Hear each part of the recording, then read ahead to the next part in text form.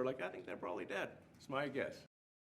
If there's not a good feedback loop from the people to the government, and if you have rule of the bureaucrat, or if the bureaucracy is in charge, and then what meaning does democracy actually have? If the people cannot vote and have their will be decided by their elected representatives in the form of the president and the Senate and the House, then we don't live in a democracy, we live in a bureaucracy.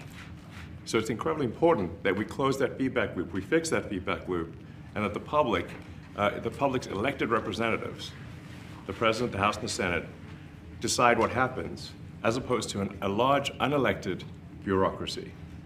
It takes a lot to get there. They actually are not paid, which currently they are paid.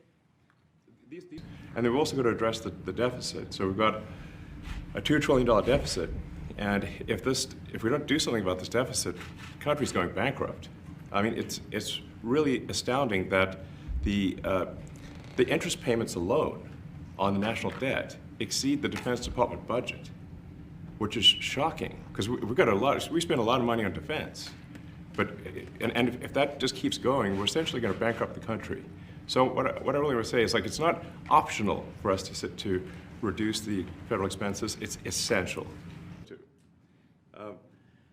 And then there are a whole bunch of Social Security payments where there's no identified.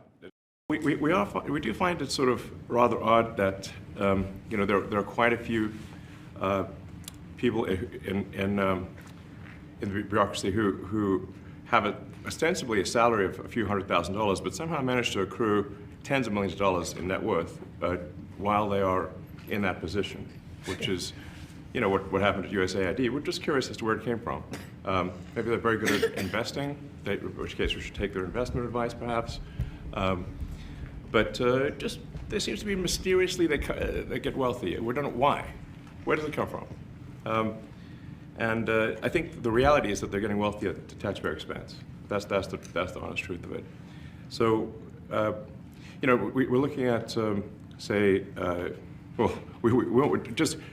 if you look at say Treasury, for example, basic controls that should be in place, that are in place in any company, such as making sure that any given payment has a payment categorization code, that there is a comment field that describes the payment, and that if a payment is on the do not pay list, that you don't actually pay it. None of those things are true currently. Obviously, we want to make sure that people who deserve to receive Social Security do receive. We're really just talking about adding common sense controls that should be present, that haven't been present. So you say, like, well, how could such a thing arise? That seems crazy.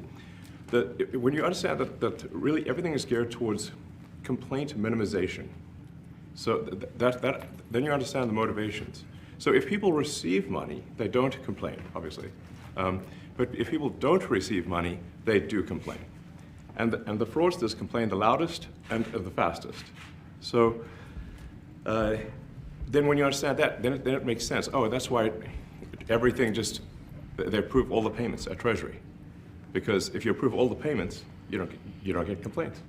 The federal bureaucracy just makes sure that this, obviously there need to be a lot of people working for the federal government, but not, I mean, these things, like, it's just common sense. It's not